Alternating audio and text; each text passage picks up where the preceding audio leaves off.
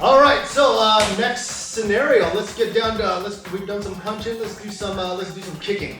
So we have a motion in Tai Chi that we do from here, and it's a simple roll back, and then it's a step out into your stork spreads its wings. So I like to take this one from an actual kick position.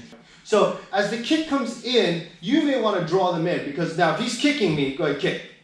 Now right about there is where he'd have to be able to make some contact to me, right? So what I like to do is actually draw it in a little bit more. So as he comes in with the kick, I come in just a small step, just off to the side, and just keeping this covered, so that way I keep my body covered in this way. Now, the next motion that we do is actually just a stepping in, and if you go form-wise, this sets us up for the beautiful stork spreads his wing. We're not using the bird. We're gonna get right down to it. So, as this person comes in with a kick again, so we're just gonna step off angle and come right in now from here. Now, what I like to use is that step. The step is my shoulder. That's one of the biggest knuckles you got, and just right on in.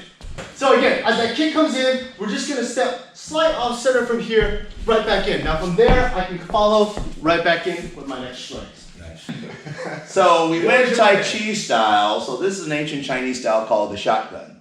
So Luis is going, the SOB is gonna throw me a right straight punch, and I'm gonna come, boom, and I'm gonna run him right into the fist.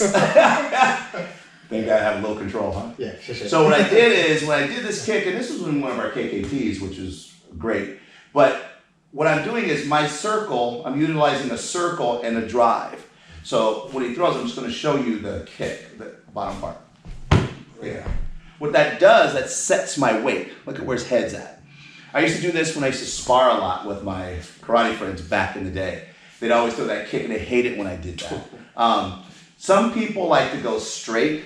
I could probably pull it off, but I want more guarantee, because in a street scenario, there's just a lot of craziness, and I want things that have a high percentage chance of winning. So I turn my foot sideways, right? So the length of my foot will attack the length of his foot. So as he's coming forward, I'm gonna attack him here, right? It just makes it easier, right? And even if I move off angle, give him a little dazzle, go ahead and throw the kick. With the kick, I move here, and I'm still there, same thing, right? So an officer, his face hit my fist. now, if you want to mutilate him, then you could do this. When you come in, boom, and just drive him right into the elbow as he's coming up. But I don't shun people. Your kicks. Your kicks. Your kicks. Right. This might be a bit more complicated, but I don't care. So what we're gonna do is we're gonna step out to the left 45. As we do that, we're gonna step out to the 90 degree this time, because we want him to commit more. So we're gonna actually go side to side. We're gonna come across and slice his calf. Right? Do not do a perpendicular shot. Bigger bone against this bone. This won't win, right? Unless you have stronger, bigger bones. Okay,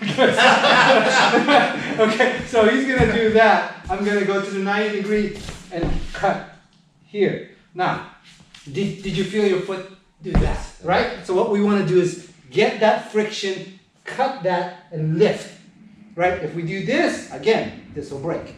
So once more time, we're gonna cut here. Right? As we drop here, we know where his foot went before he gets anywhere. So we're gonna hit that way, right? So from there, we're gonna bring it around and get him around and bring up the knee again. So. Mutilation. What bobblehead you are now. So what we're gonna do again. So here, down already, right? This comes up. Bam.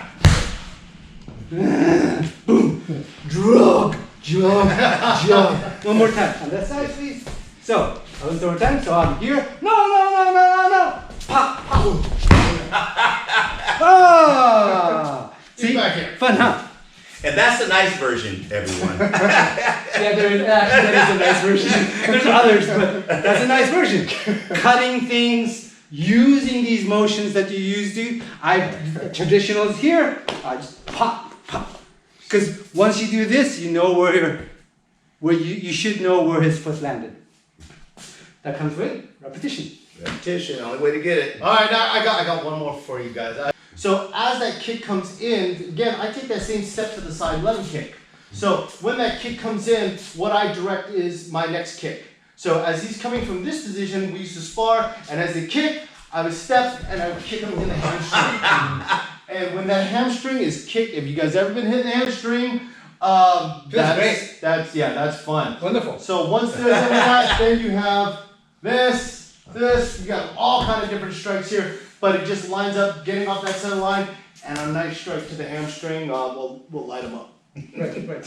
Right. And also, as you notice, every single time we do things, it's somewhat different every single time, right? It depends on how your partner, who's supposedly doing things correctly, but he's reacting off our techniques. Because my brother here has his shotgun. He'll do something. It's a more jarring motion, right? And stuff like that, and so on and so on. So he, SOV, reacts differently. And he reacts realistically. So. And the other thing too to remember as you guys practice these things over and over, then randomize them. Because that's a different conditioning at the same time. You know, if it's always throw the right punch and I go 1, 2, 3, and he steps right and he throws the left punch, this is what my reaction is going to be. Even though I know what move to do, I'm just not used to it being random like that. And so you have to practice that so you can learn how to calm yourself, because you're going to need that when you have to defend yourself. Right. I mean, like we always say, learning a new language, you shouldn't be scared of stumbling and making mistakes. As long as it's controlled. All right. Shall we move on? I'm trying to look beautiful. And on that note, we're talking about self-defense. It's not necessarily you have to mutilate the person. If it's enough to stop your attack, you're good to go. Because at that point, when they're off balance, then let the pounding begin. Did you hear? No mutilation. I was about to ask you about can I mutilate? Yeah,